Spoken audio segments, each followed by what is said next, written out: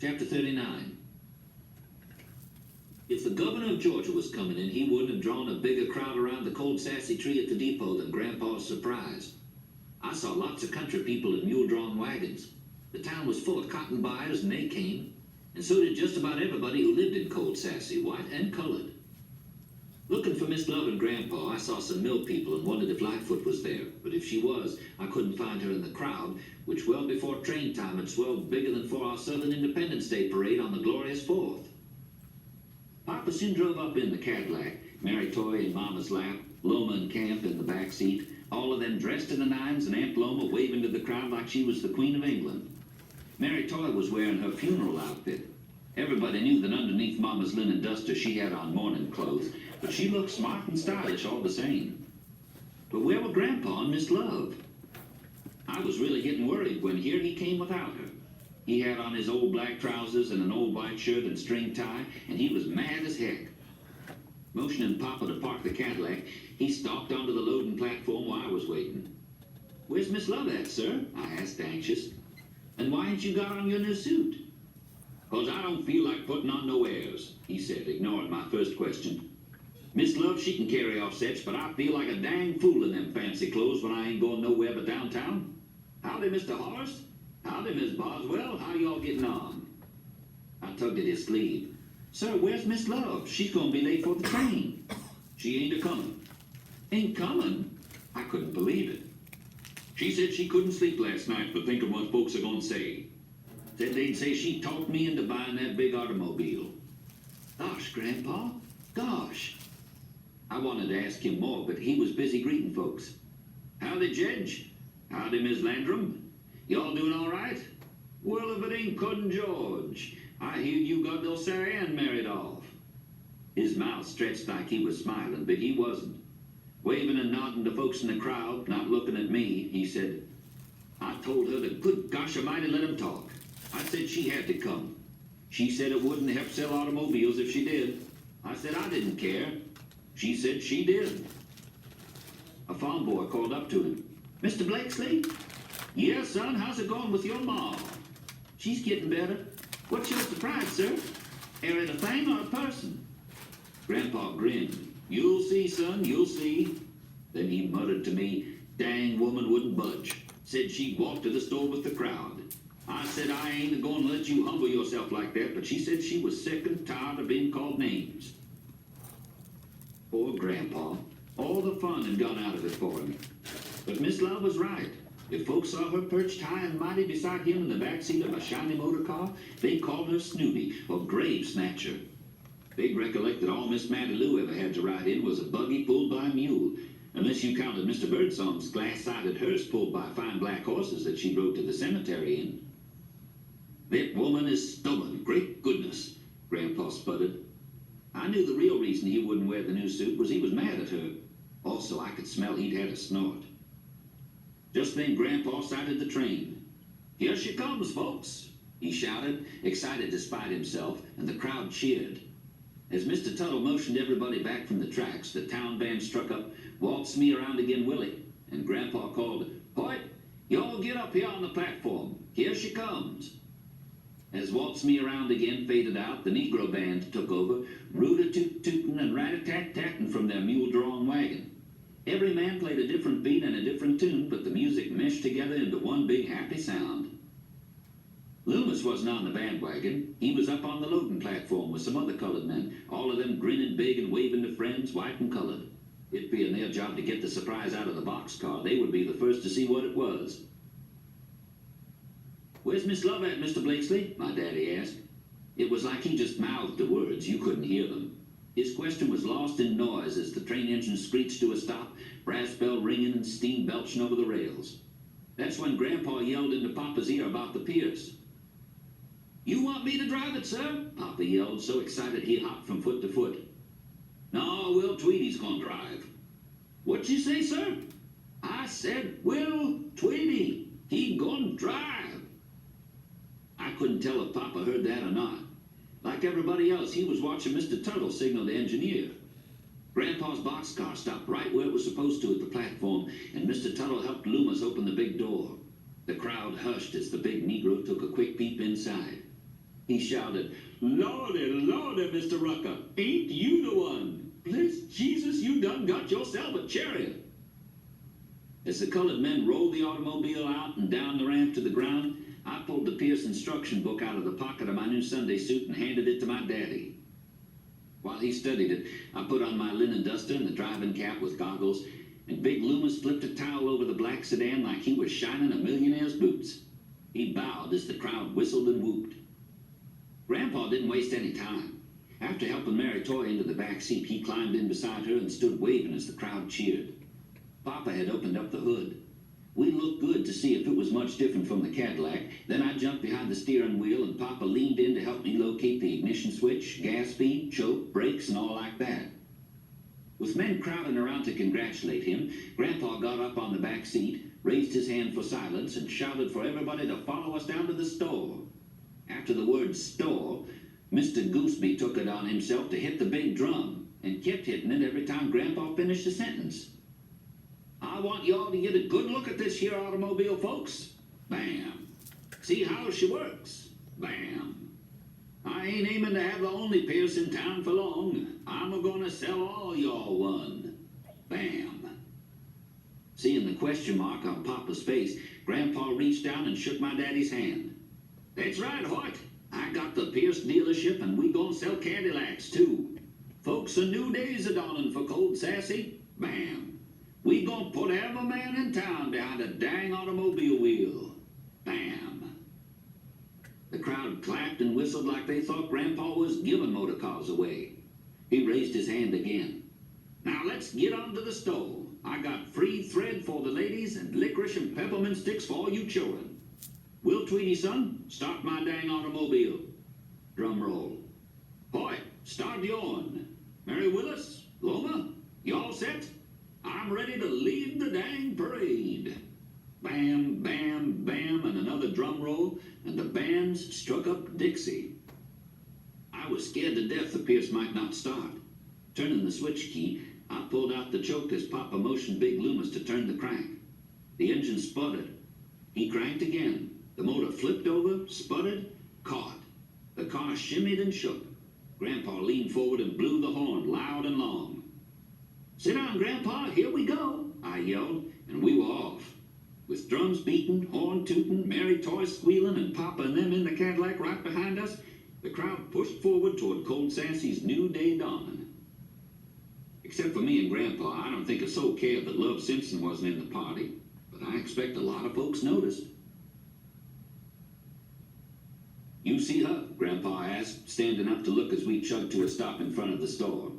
His eyes scanned the crowd. "I thought Miss Love would already be here waiting." "I don't see her, sir," I said. Mary Toy caught a hold of his knotted sleeve and tugged at it. "I saw her, sir, after you made your speech. She was going towards home. Why didn't Miss Love want to ride with us, Grandpa?" He didn't answer. In the store a few minutes later, Aunt Loma said to me, real smug, "I reckon Pa wouldn't let Love horn in on his big day."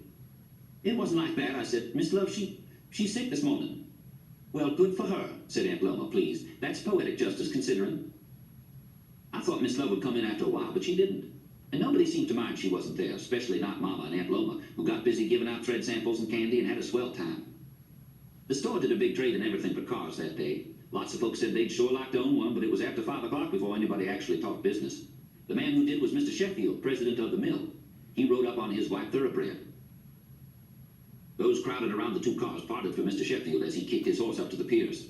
Folks, white and colored, watched, silent and curious, as the rich man dismounted, leaned in, examined the seats and the steering wheel, ran his hand over the horn, then tied up his horse and went in the store. I saw him motion to Grandpa. 5 minutes later, he came out with my daddy for a ride in the Cadillac. Then I took him out in the Pierce with Grandpa in the back seat, shouting over the engine's putter that automobiles is a dang marvel. As Mr. Sheffield got back on his horse, he said he thought he'd rather have a Hanson touring car. We all felt let down. Just before dark, Grandpa told me to drive his car home and park it in the barn. Coming out to watch me crank up, he slapped his hand on the shimmying hood. "Be up home before sunup, Will Tweety," he yelled.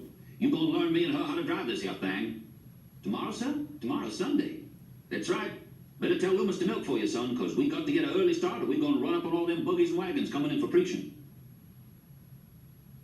The sky was barely getting light and the birds just beginning to wake up and sing when I tiptoed downstairs in my Sunday suit and my new linen duster. Queenie hadn't even gotten there yet. After washing down a cold biscuit with some sweet milk, I put on my driving cap and goggles and had just sneaked out the back door when Papa leaned out of his bedroom window upstairs. "Will," he called softly. Seen through my driving goggles, he looked dim in the half-light. "Sir?" "Watch the time and don't be late getting back for Sunday school, you hear?" "Yes, sir." I ran all the way up to Grandpa's house. 30 minutes later, we were on the Jefferson Road, and it could have been Christmas, we were so excited. There was no sign of leftover bad feelings between Grandpa and Miss Love. He had his new clothes on under his duster. Miss Love's gray fall suit barely showed under hers, and she wore the dust veil over her red hat. She said we looked like a fashion advertisement in the newspaper. But as the sun rose and the mist burned off, we really warmed up in our fashionable get-ups. Grandpa was sitting up front with me to watch what I did. "Maybe we don't need the dang dusters," he yelled, looking back at Miss Love. Her answer was lost in the wind. "What you say?" he yelled. "I said somebody might see us," she shouted, leaning forward. "The man said part of selling cars is looking the part, wearing the uniform, remember?" When we got to a long stretch of newly graded road, I shut off the engine, and the sudden silence sounded like noise. "Sit forward so you can see, Miss Love," I said, feeling important. "I'm going to show you all where the foot brake is, and the handbrake and gas feed and switch key." When I thought they understood it all, I got out to walk around the car, and Grandpa moved over to the right side behind the wheel. Stepping onto the running board and seating myself, I said, "Now, sir, you've got to get all these doohickeys set right, or else she ain't going to start up." I knew he didn't have the faintest notion why he was doing any of it, but he said, real impatient, "You ain't got to tell me but once, Will Tweedy. What's next?" "Next, you got to give the crank a few hard turns." "You go do that for me." "Sir, you need to practice. Cranking up is part of driving." Miss Love had been watching closely, her arms on the back of the driver's seat. As Grandpa stepped out, she said, "You forgot something, Mr. Blakesley." "I ain't forgot nothing." He walked toward the front of the automobile. "Yes, sir, Grandpa, you did," I said. "You didn't turn on the ignition." "Gosh almighty, son, what's the ignition? You ain't mentioned that one." "Yes, he did, sir," said Miss Love. "The ignition is what you turn on with the switch key." "Well, dog it, why don't you say so?" Miss Love, reach over and turn the damn key. She did. But as Grandpa bent to crank up the engine, she reached forward again and with a chessy cat grin at me, turned the switch back off. Naturally, nothing happened when Grandpa cranked. Disgusted, he straightened up and bit off a plug of tobacco. "It must be our gasoline, Will Tweedy." "Can't be," I said, winking at Miss Love. "Come see if you said everything right, Grandpa." As he started toward us, head down in disgust, Miss Love quick reached forward and turned the key on. Grandpa leaned in, studied the board a minute, then said, "Will Tweedy, everything you told me to do, I done. You see anything I missed?" "No, sir. I reckon you just ain't cranking hard enough, Grandpa." Soon as he turned his back, Miss Love shut off the switch again. We like to die, holding in laughter. Grandpa repeated his quick jerks of the crank, all for nothing. After he wore himself out up there, he kicked one of the front tires and said, "Giddy up, you dang fool." Miss Love was laughing out loud now. "Don't make fun of me, woman," yelled Grandpa. "Let's see you come have a try at it. You crank and I'll laugh." As Miss Love sashayed to the front of the sedan, she looked back and winked at me, and I grinned and turned on the ignition. With one quick turn, she had the engine putt-putting loud and pretty as you please. "It just needed a woman's touch," she yelled sweetly. Grandpa swatted her behind as she went back to get in. "I'm going to shut it off now, Grandpa," I yelled. "You need to practice setting all the doohickeys, and I ain't sure you know how to crank it up yet. You get a knack for that by doing it." Glaring at me, Grandpa stalked back to the car, reached in, turned on the switch, pulled out the choke, spat, and went back to the front of the engine. Miss Love waited till he bent down to crank and then turned the key off again. Crank, crank, silence. Crank, crank, cuss. "Gosh almighty dang," he raised up. "I never did like to do anything I ain't done before." Jerking off his linen duster and his cap and goggles, he threw them on the hood of the car and said he was going to crank that dang fierce if it took all day. Wished I'd never heard the word automobile. The harder he cranked, the harder we laughed. Miss Love didn't see him coming towards us till he was nearly to the driver's seat. He caught her reaching for the switch key. "I seen you. I seen what you done." Grandpa shook his fist in her face and said, "Woman, if I catch you doing such as that again, you gonna walk home." I swear I don't know how she had the nerve, but she laughed in his face. He walked backwards to the front of the auto, watching her, and then made her get out. This time he cranked, the motor roared. "Now that's more like," yelled Grandpa. With a satisfied grin, he flung his duster and goggles into the back seat, put on his cap at a jaunty angle, climbed in, and yelled over the racket, "Now then, I'm going to drive this son of a gun. How fast will she go, Will Tweedy? How do I start off? What do I do after we get going?" "Release the handbrake first, Grandpa," I yelled over the engine noise. "Now, sir, feed a little gas. Not much, just a little bit till you get the hang of it. Go slow now. Grandpa, don't wiggle the steering wheel so much." "That's what you done, son. Only enough to keep it going straight. That don't make no sense at all." We crawled along for a mile or two, Grandpa having the time of his life. Then we reached the crest of a hill, and the road plunged down on the other side like a roller coaster. I saw Grandpa swallow his tobacco chew as we picked up speed. "What do I do, son?" he yelled. "Whoa, dog it, whoa!" He tried to hold the steering wheel with his arm still while turning off the switch key and moving every lever his hand could find. "Will Tweety stop the dang thing?" "The brake, use the brake, Grandpa." Faster and faster we went, Miss Love screaming and me yelling for the brake. At the foot of the hill, the road curved. With a wild turn of the steering wheel, Grandpa landed us in a shallow ditch. Nobody was hurt, but it sure knocked the pride out of us, and it knocked the air out of the right front tire. It took me and Grandpa both to push the car onto the road, after which we just stood there looking at it. A crow called from a cornfield nearby. A fly buzzed around my ear. "We ought to brought Loomis along," I said, taking off the hot dust in my cap. "He could have just picked the car up and set it back on the road." "If I'd have had two good hands," said Grandpa fuming, "I could have kept it from happening." I couldn't bring myself to remind Grandpa that he had two good feet, one of which should have found the brake. While I patched the inner tube, Miss Love leaned against the hood of the car, looking like she might faint. Grandpa paced up and down, scratching his head. Neither one watched what I was doing and tried to help me. Well, I'd teach them about inner tubes another day. When I had the tire back on, I wiped my hands on a rag from the toolbox and said, "Now, Grandpa, you can crank her up again." "That was my first and last time," he said, fishing in his pants pocket for his plug tobacco. "An automobile ain't nothing but a dang roller coaster. A mule's at least got sense of its own." "Oh, Grandpa, come on." I tried to pull him toward the car. "It ain't hard, sir. You can learn." "I'm sure I can, but I ain't going to. Anyhow, it's Miss Love's turn." I motioned her towards the driver's seat, but she opened the back door and climbed in. "I think," she said in a weak voice, "that I'll wait my turn till later." "Yes'm," I said, relieved. "It seems like maybe a good idea." It looked like Miss Love was going to be a good driver. She wanted to practice without Grandpa in the car. The first time I took her out in the country, she just about sat on the brake and didn't go but 2 miles an hour. But she looked real stylish with her dust veil draped over Grandpa's driving cap and goggles, and she reeked of perfume. She said she always wore lots of perfume when she was nervous. 2 days later, she speeded up considerable and got brave enough to drive all the way home. We were in front of her house in no time, but instead of turning in, she kept right on going. "I want to drive to the store," she yelled over the putt-putt. She was real excited.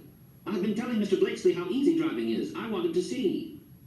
It's just a pity that a bee got onto Miss Love's dust veil about time she crept the car around the Confederate monument. I reckon it was the perfume did it. Probably the bee thought he'd found a flower. Then while Miss Love was slapping at him under her veil, the bee fell down the front of her dress. Got to crawling around on her bosom, I reckon, because she commenced screaming and hitting her chest, and the car went clean out of control. I grabbed for the wheel as Miss Love took her hands and feet off of everything and covered her eyes. People screamed and ran, horses and mules screeched and reared. The Pierce bounced onto the curb of the monument, grazing the marble where it says "Our Noble Dead," then ambled across the street and bumped to a stop against the sycamore tree near the cast iron watering trough in front of Grandpa's store. Miss Love didn't even notice when I cut off the ignition. She was still fighting the bee. As Grandpa and my daddy rushed out, followed by a bunch of customers, Miss Love screamed, "He bit me! He bit me! Somebody help! Get him out of here!" "Will Twiggy, behave yourself!" yelled Grandpa as Miss Love leaped out of the car and ran in the store. "I ain't done nothing, sir. She got a bee down her dress." We rushed into the store. Uncle Lige motioned towards the storage room. "She running thar." Grandpa found her behind a stack of 95-pound sacks of cow feed. Her veil and linen duster were on the floor beside the bee, which she had stomped to death. Miss Love was buttoning her shirtwaist. Turning her back to us, she sobbed. "I got stung, Mr. Blakesley." He looked helpless, like he didn't know what to do, then commenced patting her shoulder. "It's all right, Miss Love," he whispered. "It's all right." I couldn't help thinking that though Miss Love could sass Mr. McAllister back to Texas and glare down a town full of folks sitting in judgment on her, with a bee in her bosom, she was helpless as any lady I knew. Finally, she turned and faced Grandpa. Her cheeks were wet, and she clutched her swelling breast with one hand, but she had control of her voice. "Mr. Blakesley," she announced, "I'll not drive that or any car again, ever." "Now, Miss Love." "Sir, I mean it." I couldn't hardly stand to see her give up. "You learn, Miss Love. It ain't like you're going to get a bee down you every time you drive." She ignored that. "I guess we're alike, Mr. Blakesley. I don't trust machinery. I don't understand how it works. I can talk to a horse and calm him down, but I can't talk to that." She pointed in the general direction of the sycamore tree. "Oh, Mr. Blakesley, I wanted the car so bad." She started crying again. "How could we ever go motoring now?" Grandpa, real agitated, looked over at me where I stood leaning against a big wooden box. "Son," he said, "it appears to me like if that dang Pierce ever sees the road again, it's a-gonna have to be you at the wheel."